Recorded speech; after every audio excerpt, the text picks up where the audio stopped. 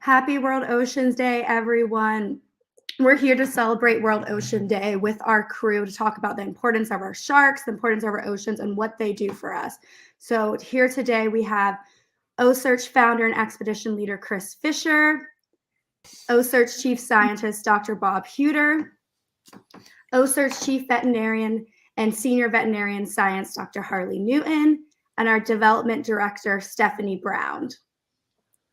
Thank you all for joining us for World Ocean Day. We're going to kick off by sharing a quick video that talks about our ocean and what OSearch is doing to help it.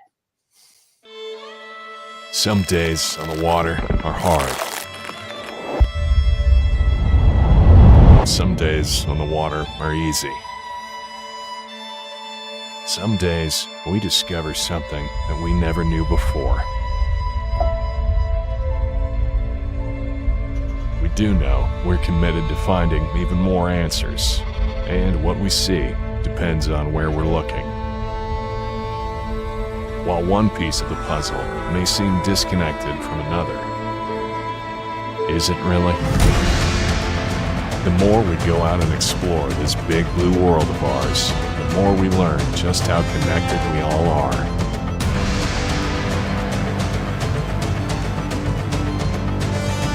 In OSearch's nearly 50 expeditions around the globe, we've realized that our goal is more than just discovering data in the depths. We must maintain a fearless, shared passion for protecting our one and only watery world.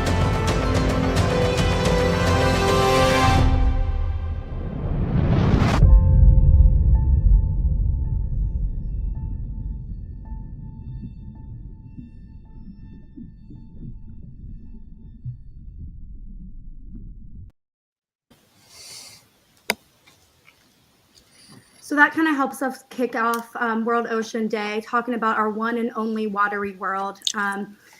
Speaking of that, we wanted to mention that we have decided to call it World Ocean Day this year. We also did last year because the UN and the World Ocean Project, who helped create World Oceans Day, decided last year that it was really important to emphasize our one connectedness through the ocean. And that is why we now call it World Ocean Day. So thank you all for joining today. I really want to kick off with our team here, kind of talking about why are the oceans so important to us? What do they do for us? And why is it so important to collect this crucial data? I would like to say happy World Ocean Day to everybody. It's a thrill to be here with this team of people here that many of us have been working on the water together over 20 years.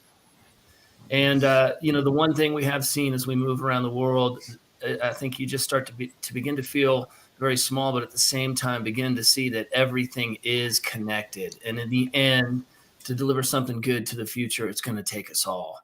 And so I think it's important on this day for people to kind of try to grasp the fact that there's no life on land for us if the ocean's not working. It provides our air, our water, and much of our food. So that's why we really began this journey. I don't know if a lot of people know this. We didn't come in from a shark standpoint. We came in from an ocean standpoint and a global ocean abundance standpoint. And when we began to assist scientists in various areas, that assistance led us toward the shark space and understanding the fact that if these large apex predators aren't thriving, the system can't thrive and humans can't thrive on land. And that it's so easy to get caught up in the shark because it's so visually overwhelming. You have to really understand how the system works, that it's the apex predator. It prevents the second tier from wiping out the food we need to eat and all of the balance in the ocean that requires us to thrive. So I think it's a great day to pause a moment and realize that we are all connected and each individual one of our lives is connected to the ocean.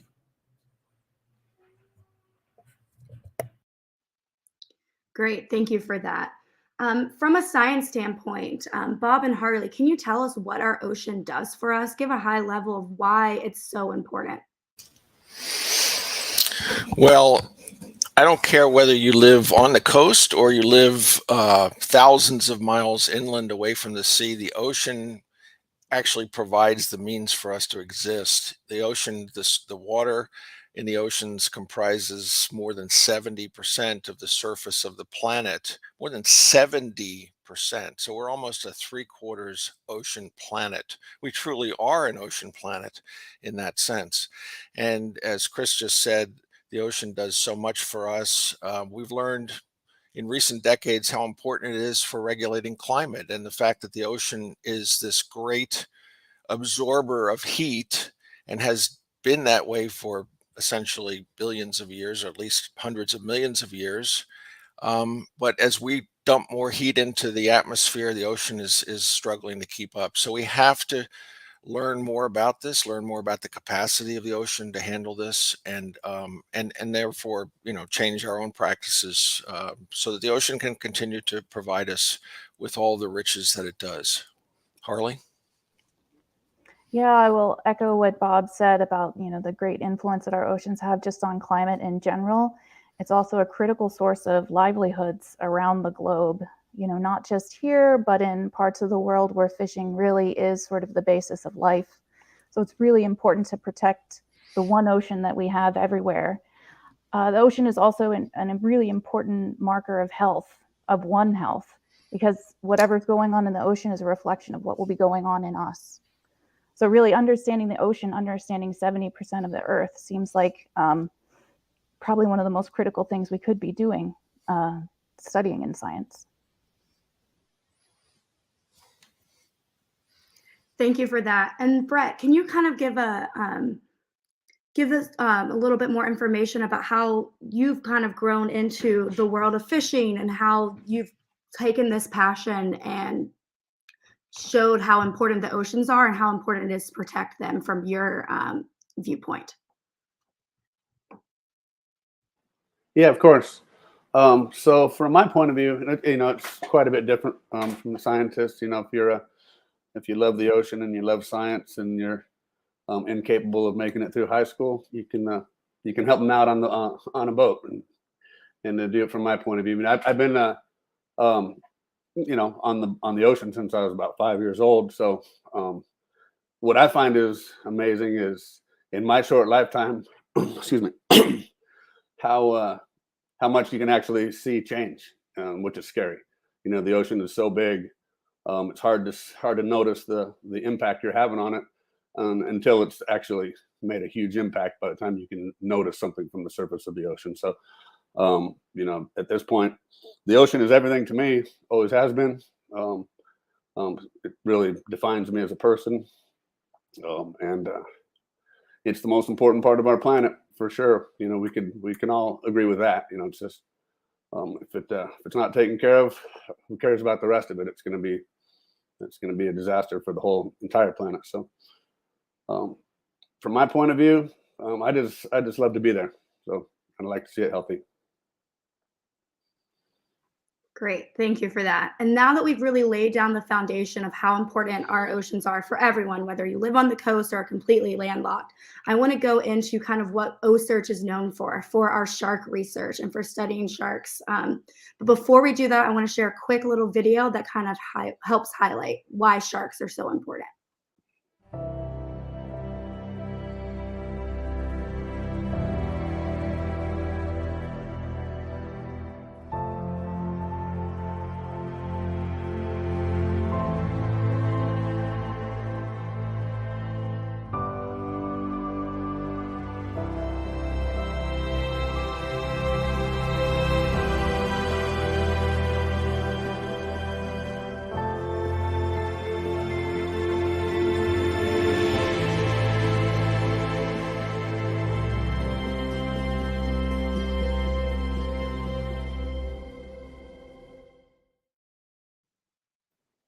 So after that video, I just want to ask the group, why sharks? Why did we get into sharks? And Chris, maybe you can start in really the beginning, you and Brett, on why you pivoted your research into getting into sharks.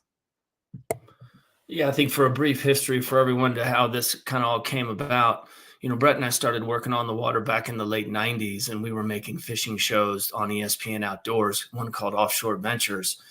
And during that time, we started to see we could help scientists, particularly in the areas where we were making shows anyway, because it was difficult for them to get out on the water. They didn't have much money for boats, and they're scientists and weren't often very well equipped to capture what they study. So we began to see while we were making the show that we could bring scientists along, and we could bring world-class expertise like Brett has on the ocean together with world-class academic expertise and really accelerate the rate of learning.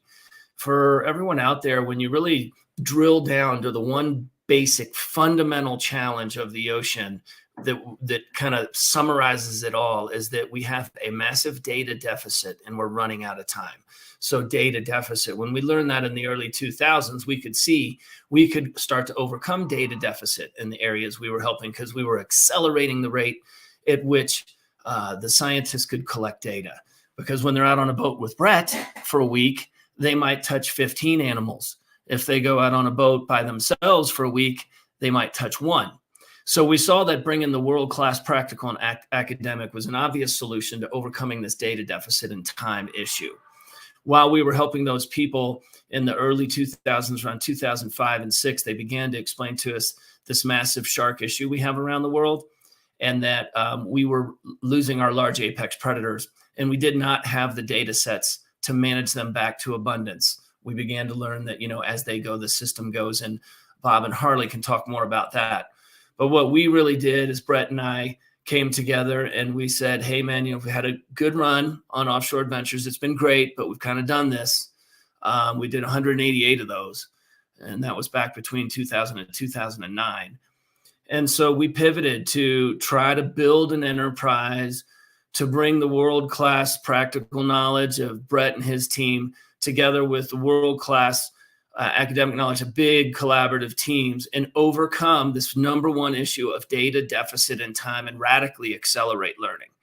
That was the purpose of building the enterprise: bring the street smarts and the book smarts together around capacity, find a way to pay for it, and overcome data deficit and time in one of the most fundamentally important issues, which is our large apex predators.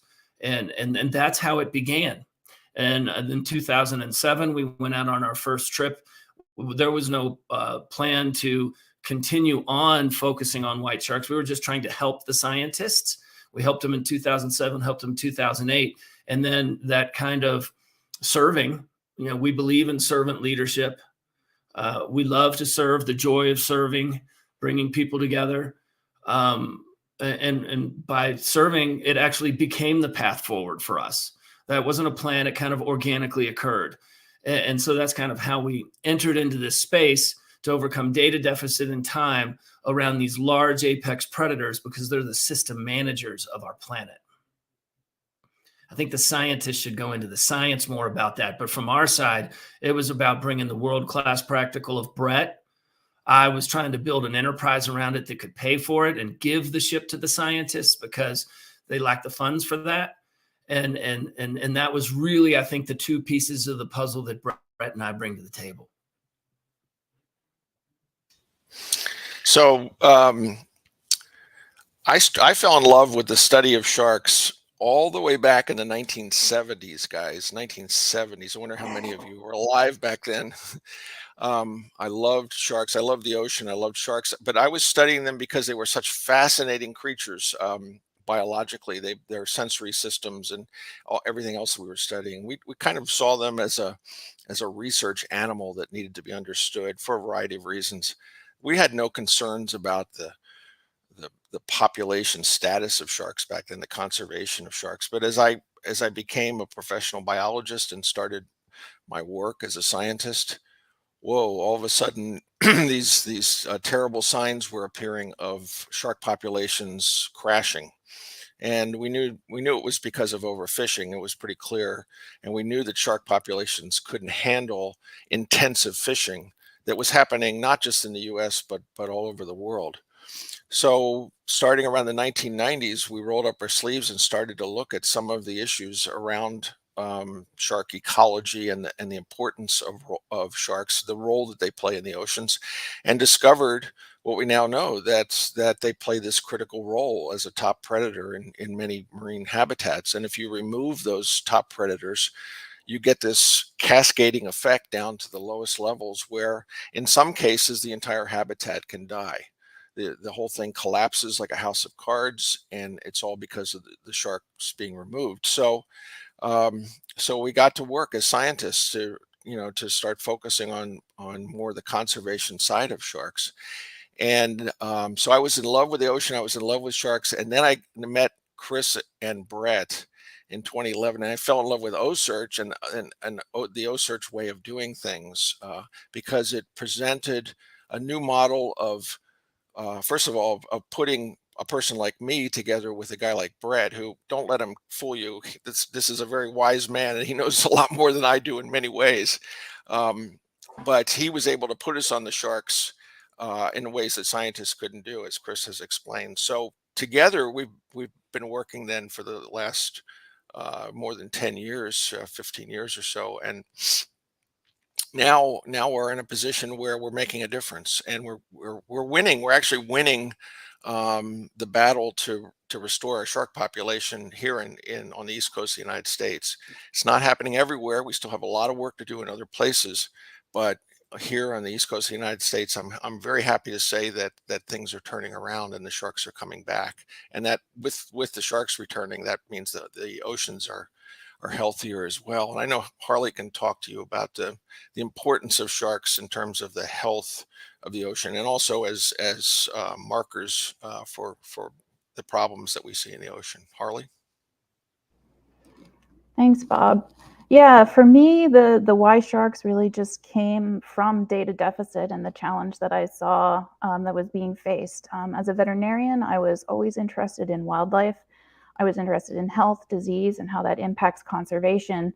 And as I got further along in my career, I really realized some of the biggest challenges were faced in aquatic environments, from everything from invertebrates up to sharks. For me, being able to be involved in sharks, to be involved in that apex predator space is actually a blessing. There's often very little resources and very few people who can help you do that type of research. So I've been very, very fortunate in being able to have the type of association I have with OSearch and some of my other shark collaborators. I am interested in everything that isn't known about sharks. I think the research that we do answering just basic life history questions, I think we take for granted that we know where sharks live, what they need, what's important to them, and we just don't across the board for so many species. So those really baseline questions that we can focus on and answer and really contribute to really excites me. From a health perspective, I am really excited to be able to apply my basic knowledge as a veterinarian to understanding a species better. I think we take for granted that when we take our dog and cat to the vet, they can just draw blood and they can know what's going on with their animal the same way our doctor can. And for us, when we're looking at a new species, we're fortunate to even know what blood cells they have, what reactions they have to infections, how they show disease. So being on the forefront of that, creating those important baselines for health that are going to be important in 50 years, 100 years, like really what the ocean looked like from a health perspective for all the life that's in it, is why I really got interested in aquatics, and why in particular I'm really interested in sharks. They are incredibly important markers of ocean health because as those apex predators, they can bioaccumulate anything that's going on. And I think we really don't understand what role health potentially plays in conservation and how that plays a role in population recovery. There is, in the marine mammal space, there's a lot of work that's done on investigating natural mortality events. And there's less and less really in looking at fish, fisheries, sharks, and even invertebrates. So I think there's a lot out there that we could be contributing to really understand better the health of oceans and what role health plays in conservation. Thank you, Harley and Bob, for that from the science perspective. Going off of that, we received a question earlier this week from Brooke on Instagram about what is the most challenging part about educating others about the importance of our sharks. Oh, wow. Well, I think probably overcoming everything that Jaws did. I mean, I think that's the single biggest challenge. And I do think that we are undoing what Jaws has done. When you look at a shark like Mary Lee, when she transitioned down the East Coast between 2012 and 2017, people fell in love with her. People were wishing she would come back and visit their beaches. because we began to really demystify their lives. I mean, you have to really think back, particularly if you're on the East Coast of the United States. When we started in 2012, we knew very, very little about white sharks. We had the occasional sightings data. There was some acoustic data sprinkled around, but not a real clear picture of their lives, of their full range and what they were doing as they moved across it. And now we've cracked the code on the whole thing, and it's just 10 years later. And we did that really just in the last 5. So when you demystify their lives and people start to see these white sharks and they can follow the tracks in real time because you're inclusive and you're open sourcing, they began to see and learn that they've been swimming with white sharks their whole lives and nothing's changed. And they know that. So they're like, wow, I think before, every time there was a story about a shark interaction, there was no news on the sharks, nothing, and then a real negative event. Now with this ongoing real-time tracking and the ongoing articles and earned media and social content around sharks, people are hearing about sharks all the time, where they're going, how they're moving, and nothing's happening, right? So I think it really put things in perspective of that we're all swimming with sharks all the time, and we almost never fool them. And I think that began to help people understand and open a conversation while those sharks were there to then say, yeah, that's true. And then did you know how important these animals are? They're like the lion, right? If they thrive, the system thrives. And so I think that, the tracker back in 12 and this ongoing dialogue around the lives of the sharks as they're tracked has put these negative incidences in perspective more, because that used to be the only news there was. Now there's lots and lots of news all the time about where these animals are. And not only where they are, we can now start talking about what they're doing where they are. So when we started this project back in 2007, we knew there were 2 things that we needed to accomplish if we were going to make a global impact on sharks. One was we had to be able to build a team and prove we could solve the life history puzzle of a population of large white sharks so that we could manage them and have the data, right? Overcome the data deficit. We also knew that we had to shift the tone of the conversation around sharks. Those were parallel paths that we pursued, from the beginning, and that, emerged with giving the sharks a voice, with some of those more popular sharks having Twitter handles. And I think that, that overcoming Jaws with science and with open communication and inclusion has been our strategy at trying to shift the tone of the conversation. And I believe we've done so in certain parts of the world. And as we enter new parts of the world, it's like you have to start that over again, right? And build that conversation, and it takes some time. And a magical shark like Mary Lee. And I'll just add to that, to what Chris said, that even before Jaws, sharks had a bad reputation. They were either considered to be man-eaters by some, or by others just trash fish. There was no respect. And just think about the terms that we have in our language that use the word shark, like loan shark and card shark. It's a very negative kind of a connotation, and that came out of that era. Jaws came along and scared the heck out of everybody, and then made people think that sharks were a lot more dangerous than they were. And eventually the pendulum has now swung back, and now people much better understand the role that sharks play, and see them as individual animals just trying to survive. And of course, our work is really featuring that, and you're able to track these animals and understand why they are where they are, and that the risk has not changed. So I've seen a complete shift of either complete disrespect or hate to cases where these big white sharks are going by people's beaches and they're cheering for them. They say, yeah, come to our beach. That never would have happened, believe me, 40 or 50 years ago. So it's been thrilling to be part of that educational change.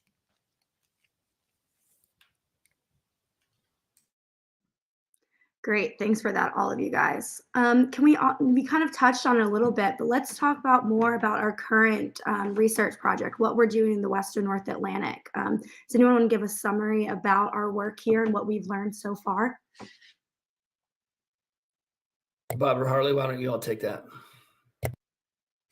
Go ahead, Harley. I'll let you. I've been talking. No, it's okay. I mean, Really, I think what we've achieved in the Northwest Atlantic is just having a really beautiful, complete study that is looking at all aspects of what's important to sharks from birth to death. It's understanding everything from what parts of the habitat are important to them, how they use it, what they're eating there, how they move, when they move, why they move. We're answering important questions about health. We're answering important questions about reproduction. We're answering basically everything that you could possibly need to know to really understand how to protect a species, how to encourage their recovery. And it's the type of study that can be applied to lots of different species, not just white sharks. What we've learned so far, we had our first really big movement publication come out last November, which really showed how subadult and adult animals are using the coast, what the resources are that are important to them when they're moving, which is right now. This is the time of year when they start migrating north and start using those northern feeding grounds. We also learned a lot about young sharks, nursery habitats. Really, the first 2 years we were able to answer, or we were able to really firm up what was known about where the important nursery ground is, which is in the mid-Atlantic off of New York, in the New York Bight region. And then there's still a lot of other questions that we're working on finalizing and answering, and I think we will by the end of this study. Things like when are these animals reproductively active? And where are they giving birth? Those types of questions. I think one of the most interesting things that we learned, first of all, we've done, we're doing 25 or more studies at once. And so we've compressed literally 20 years of work into the last 5 years, using the minimum number of animals, touching the minimum number of animals. And of course, all of our work is live animal work. So it's, that's very rewarding. But I think, in my area, being interested in their spatial ecology, their movements, and that sort of thing, the thing that I think was a critical development from our work alone was the importance of places north of Massachusetts, north of Cape Cod, north of the Gulf of Maine. That is Canada, Atlantic Canada, where the white shark was considered to be extremely rare and actually classified as endangered. We took the ship. Well, first, the sharks showed us they were going there, the sharks that we had tagged in U.S. waters. So they showed us there's something going on up there. Then we took the ship up there.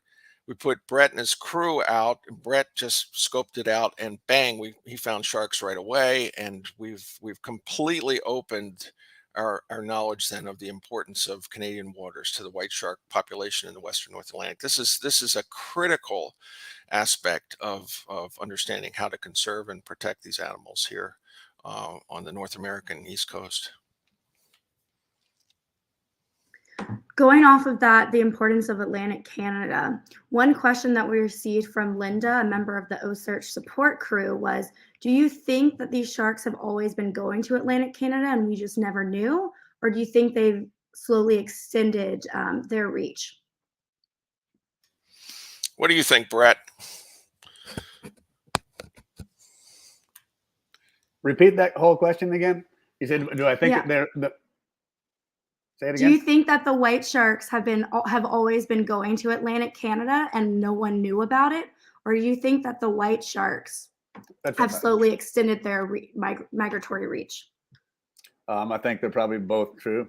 I think that they seem to be on the comeback anyway. The populations, I'm hoping they are, and it seems to be the case. So I'm sure that there's probably some of that. There's probably just a few more of them, but I think that that's the natural range, and I think that they're just very stealthy, even more stealthy than we know that they are. They spend so much of their time down on the bottom, and they disappear. Like if you're diving with one, if you're in the water with one, it's amazing how fast, just a foot or two of difference in just a little turbidity, and they're just gone. So looking at them from the top down, if you're not witnessing an attack on something and you just happen to be there when that happens, it's very unlikely that you're going to see it at all that day.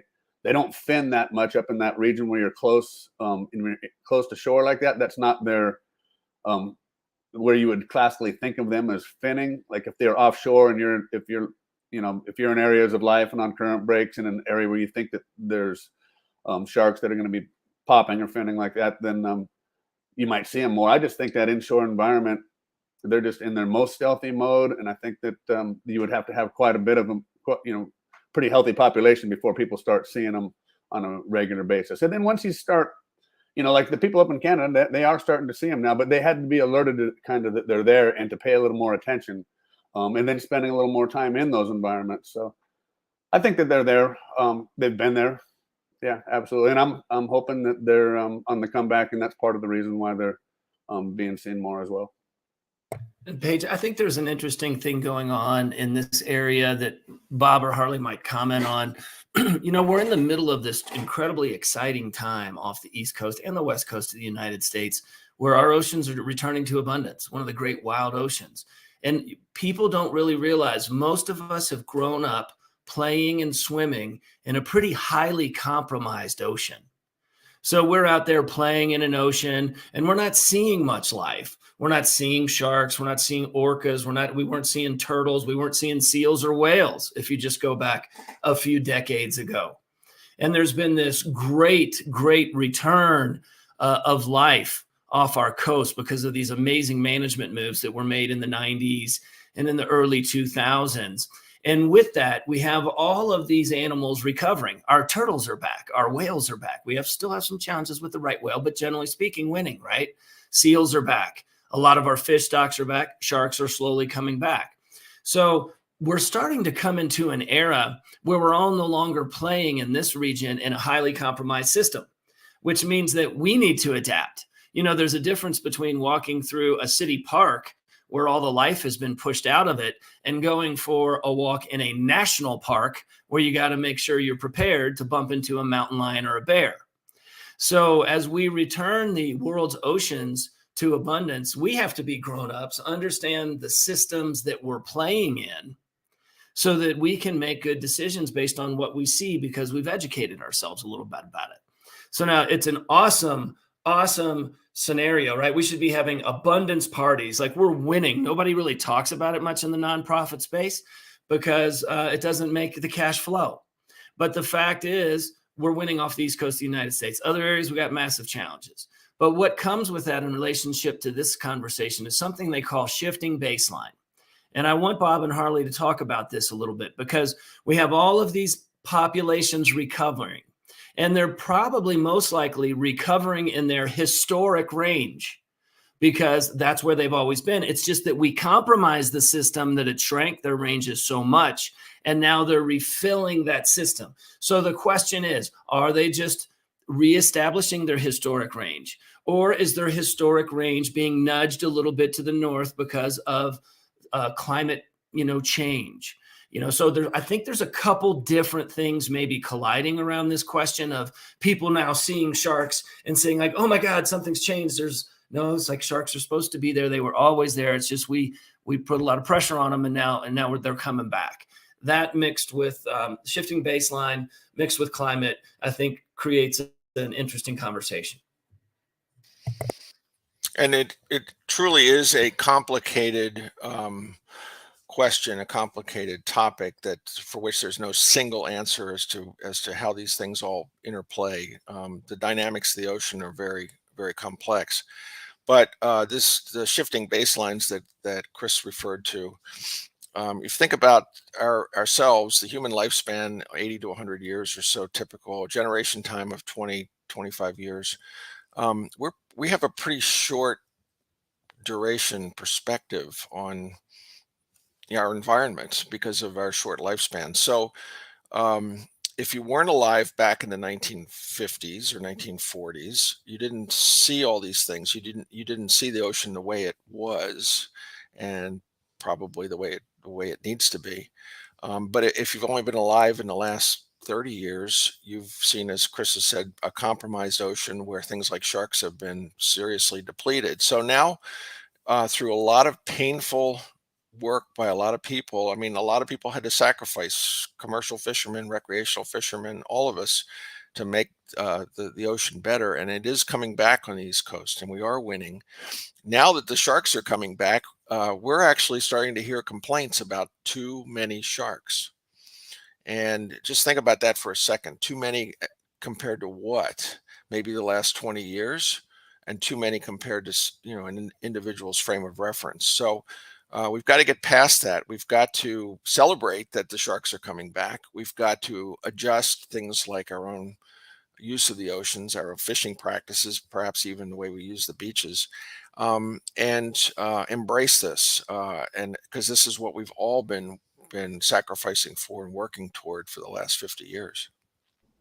And I would also say, our high-tech tools, new scientific tools are really having a huge impact on what we really even understand about these populations. I think it's safe to say what we understood about a population in the 50s is very different than now, where we have baited underwater remote video and eDNA, where you can just look for the skin cells of an animal to determine if it's around.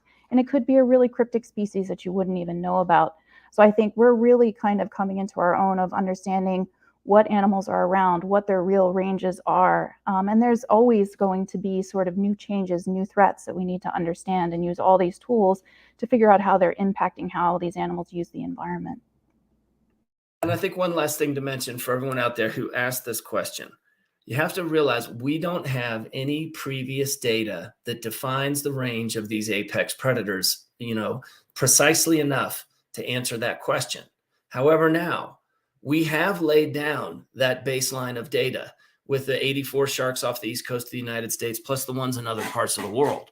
So in the future, when you ask that question, people will be able to do a study and reference back to what we have done today, and it will be the baseline of data to answer those climate change questions.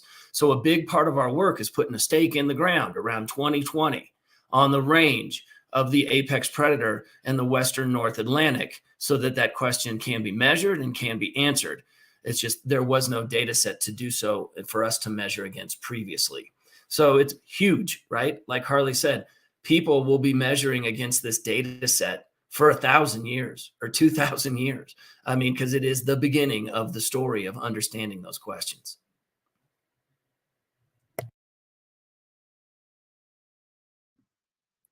Thank you. And while we're on questions from some of our followers, I have another question from Freya, one of our OSearch support crew members, asking a little bit more about the DNA samples and what we're doing with the DNA samples, and if we've been able to see any genetic link between any of the sharks that we've tagged.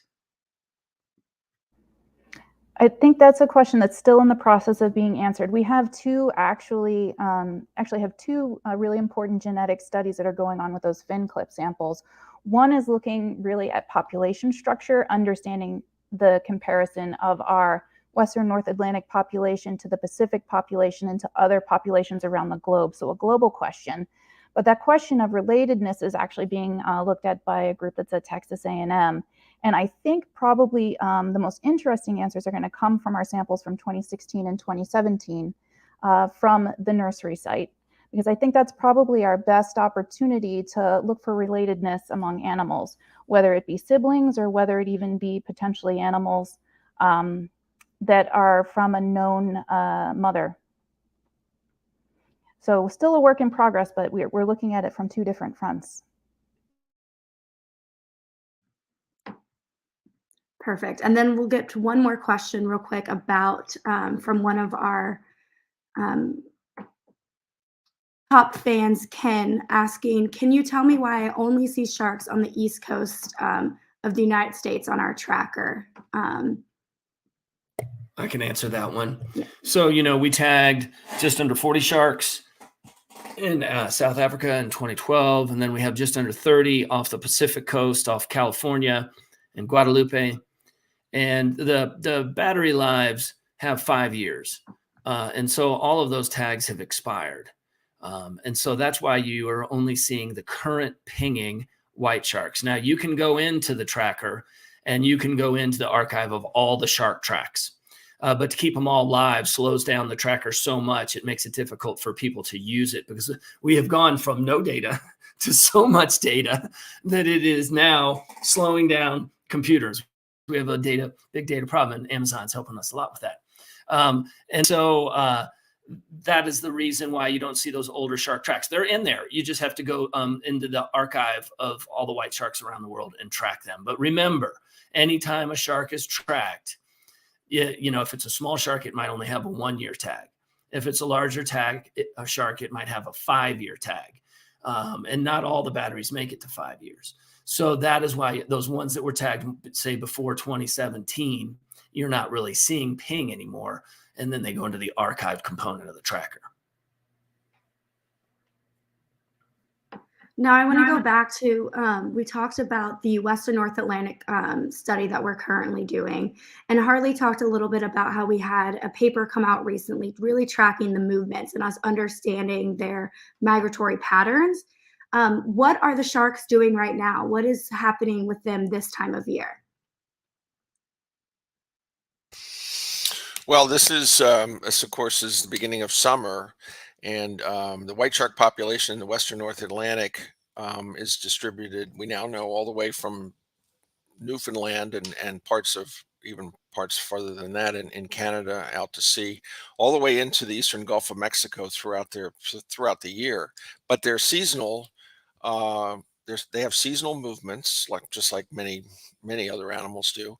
And at this time of the year, they're pretty much heading towards, if not already in, what we call their summer summer foraging area, their summer refuge. And these are areas where they come together sometimes in greater density than in the wintertime down south, places where, for example, seals haul out, and where they shift their feeding, especially the larger ones, to these richer sources of food like marine mammals, seals, and sometimes whales. So if you look on the tracker, you'll see some animals that are still kind of slow to make the move. They're like an animal like Breton that's off the east coast of Florida, but eventually is going to go north.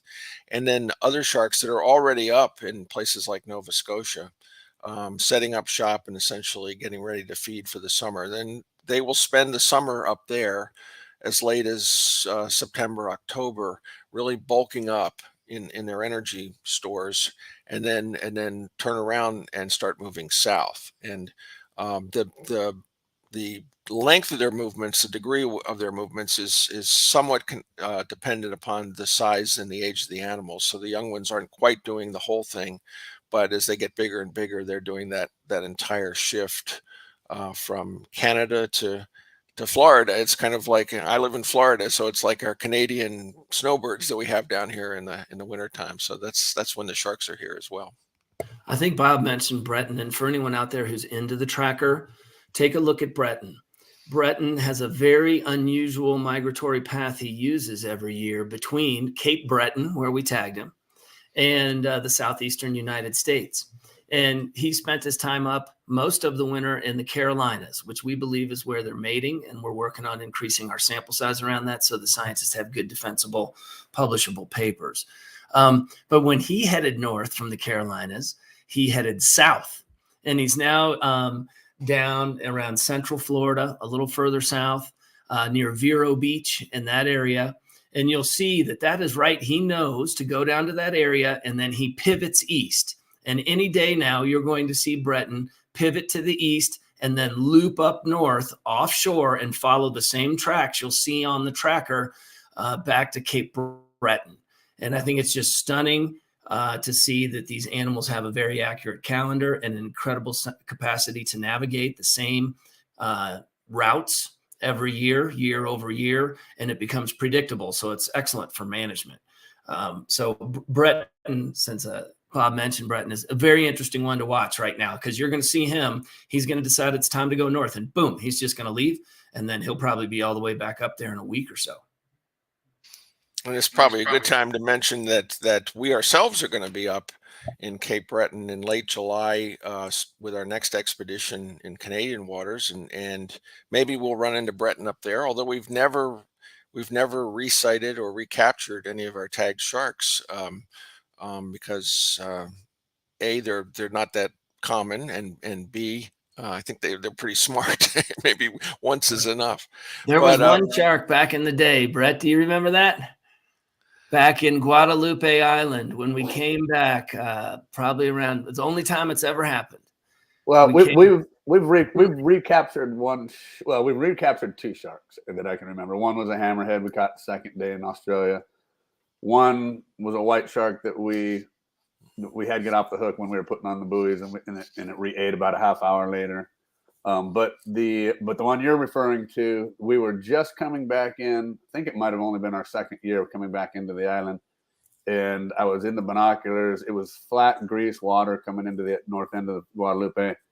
And so I was in the gyro stabilized binoculars and just glassing the island. And I literally saw what looked like a little V on the surface of the water, like a dragonfly or something might make. And it was the bead of the top, just the top end of the antenna. And it slowly rose up out of the water. And I watched this little thing go from a V in the water you couldn't see to a little tiny antenna sticking up, and then the fin came out of the water. I'm like, what are the chances of that? Seeing it before it even finned, and that was the only other time. We've never had that experience on the East Coast here yet, but I will say that. See, we use another tag that you don't see on the tracker. It's called an acoustic tag that we implant inside the animals, and they give an ultrasonic ping that is picked up by underwater receivers that are distributed in the ocean. And you can identify the shark that the ping comes from, but you don't get it in real time. You have to get it later. But we were fortunate in one of our expeditions. I can't remember which was last year, maybe I think it was the year before last in Canada, where the people that were monitoring the acoustic transmitter activity in the area picked up one of our sharks that was swimming literally in the bay around us, and it was an animal that we had tagged in the previous year. We never saw him. I think that was Hurdle, if I remember correctly, but we never saw him during that trip. We had tagged him in a previous year, but he was there. Again, this is an incredible data, incredible evidence that these animals are very site specific, and they have this return behavior that biologists call philopatry, where they go back to these very specific areas that they know and are obviously successful in. Well, and for the everyman speak, like me and Brett, we named that shark Hurdle because we caught it off Hurdle's Beach in Nova Scotia, and then they put a receiver on Hurdle, and Hurdle went back to Hurdle Beach. So yeah, when a shark's named something, and a lot of times we name sharks after an area like Breton, or Ironbound, and then you'll be watching them and they'll be at Ironbound, or they'll be at Cape Breton, or they'll be at Hurdle Beach. Yeah, that's cool to watch that.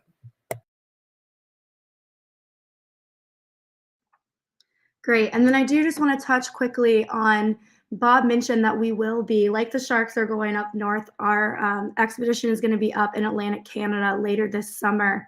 And I just want to talk about some of the different areas that we're going to try to explore this time, beyond just Nova Scotia, how we have in the past. Brett, you want to take that one? You're talking about us going up to Newfoundland? Mm-hmm. And looking at some new area? Just a summary of the whole trip of where we're going to be, so folks know. Yeah. Well, we're going to take a look at some of the area that we've already started at in the past, just because it's a good starting place and it gives you good options for weather. One thing about that area up there is that you're always looking at where your next weather pattern, where the wind's coming from, where the next swell's coming from, and what are your options for working conditions behind which island, and if that has seals or if that has tuna or whatever else it has. So when we're up there, we've already worked in the Cape Breton area, so we know what we're looking at when we see scattery and hay. Then we'll come around to there's a little island called Flint, which has got a really healthy seal population on it, and we've had really good success on the bruvs there when we were there real briefly, and we wanted to spend more time. And then you go further up the line, and there'll be a St. Paul Island, which is up toward the northern point, to the west a little bit, and it has real deep water just on the north side of it. It looks like it's probably a great migration for the tuna. It also has some seal haul outs on it as well, from what I've been told. And then we'll work our way over to Madeline Island. It's Madeline, or the Canadians actually call it the Maggies. I think sometimes it's called the Magdalens, or but anyway, it's a little crescent-shaped island up there. It looks like it's got a good seal hull out on the north end of it, and it has real good potential for giving us working conditions from several different weather directions. So that'll be our the Nova Scotia side of it. Then we're going to go across to Newfoundland, and we're going to take a look at just the coastline up over there. It's a little less area for us to be able to obviously hide behind one island or another, especially since a couple of them are off limits to us because of permitting. But it'll be just all part of that same whole region. I don't know for one side or the other why there wouldn't be. It's about 150 miles across from Sydney to where we're probably going to look at. So it's a sizable chunk of water to cross, but I think it has all potential up there too. And I don't think these things are all just on seals either. I mean, there's so much other life up there. It really is. And those things eat just about whatever they want to, in my opinion. And, there's plenty of bluefin up there. There's a good, healthy swordfish population, tons of mackerel and everything else there. So, I think that, one spot to another, when we first went there looking at like West Ironbound and Hay, it's like, oh, we've found the two hot spots. And it's like, well, that's unlikely. I think that there's potential all up and down that coastline. Just a lot of looking at the right contours and stuff like that. But the Newfoundland side, it's a little more barren, a little more open, exposed to the weather for the most part. But I think the couple of spots that we picked out over there have real good potential. And I think from a strategy standpoint, you got to step back. For people who are looking at the whole project, and looking at moving around, trying to have a comprehensive data set for the scientists. Their goal is to have 100 sharks for the study. We're sitting on 84. So when you look at this expedition from a strategy standpoint, we're going to be spending the first 2/3 of it or so in areas where we believe we know there's animals because we've had success in the past. And then the last third or so in Newfoundland, kind of exploring. Now, why go explore Newfoundland? Well, as I saw a question in the chat here about Lydia. Do we have a DNA sample from Lydia? Yes, we do, Stephanie.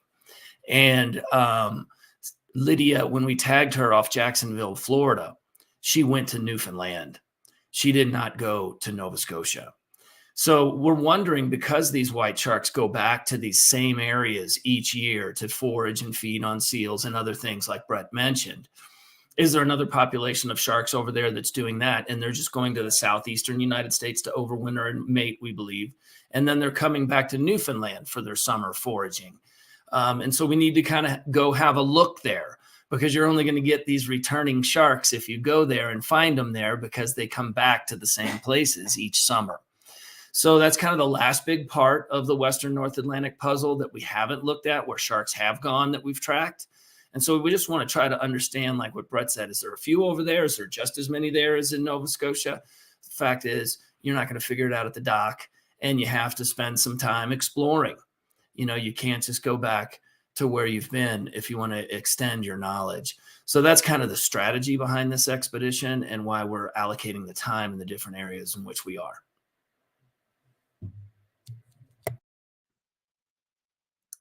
Thank you for that. So we're definitely excited to kind of explore this new region in Atlantic Canada. Before we go for our World Ocean Day, I wanted to jump to Stephanie just to chat a little bit more about how you can invest in our oceans at home.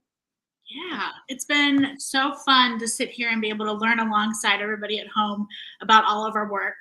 I know that we all hear Bob say things like 70% of our Earth is covered by oceans. It feels huge. How can I make a difference?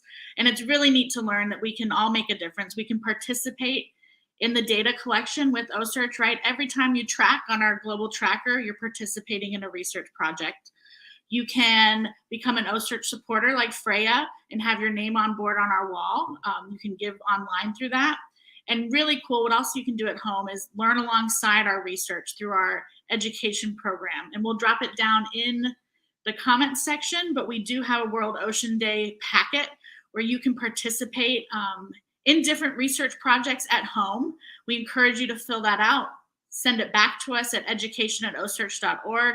Let us know what you learned and what you enjoyed doing as part of the packet, and just how you want to be involved and help within our mission and invest in our future, right? We learned today too that our work from 2016, where we discovered the nursery off of New York, that work is still ongoing with current DNA research. So any investment made in 2016 is still coming to fruition, right? You can help by donating, you can shop in our shop, you can help support our partners.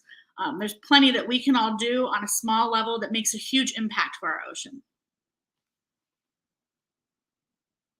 And I'll be happy to stay on after this, and I'll go right down this comment section and answer all these sheets for anyone who asks a question. If they want to stay, I'll handle those real quick. Perfect. So I will say thank you to all the rest of the crew for joining us this World Ocean Day. I hope everyone has a great World Ocean Day. And if you have any additional questions later on after Chris goes through the chat, just reach out to us on social media or email us at education@osearch.org if you have any questions about the STEM packet, and we'll be sure to get back to you. Thank you all for tuning in today. Thank you all. Bye-bye.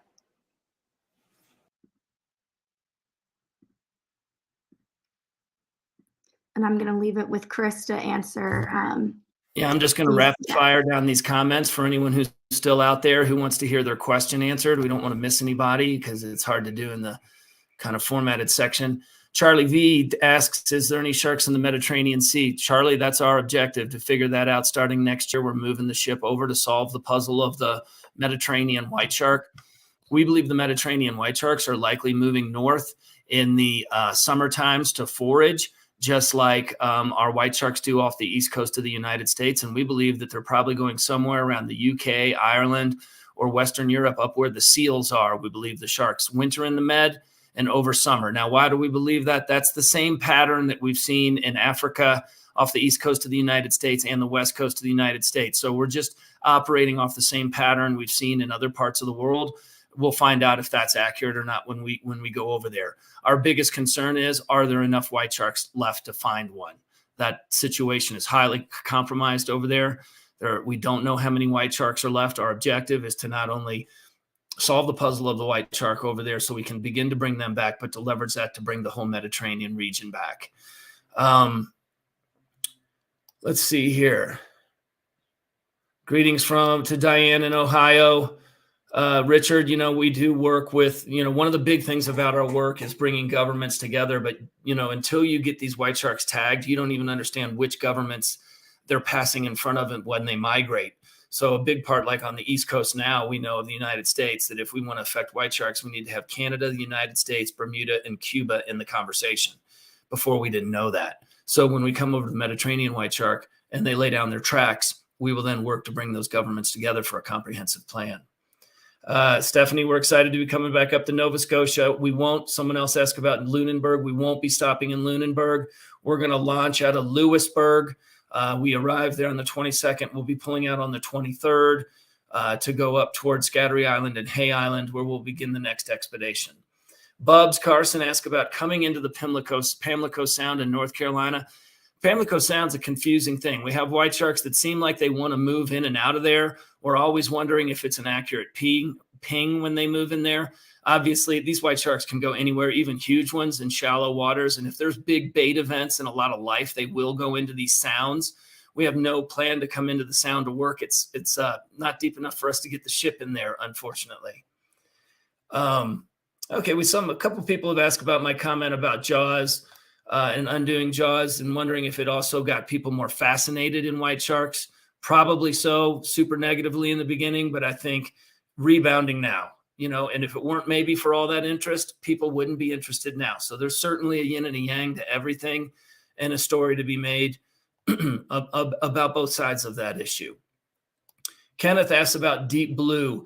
Deep blue is an animal that's a Guadalupe Island animal off of 220 miles southwest of San Diego, off the Pacific coasts of Baja in the United States. It was also there's also another large shark that was filmed out off Hawaii. They wondered if it was deep blue or not. I'm not certain if they confirmed it, but deep blue is just a large, mature female doing her thing. There are many animals deep blue size. you got to realize we're only seeing a small percentage of these animals, but nonetheless, deep blue has excited a lot of people and a lot of conversations. Brooks asked about a link between chumming and cage diving and an increase in shark attacks. That's this highly debated, highly controversial subject.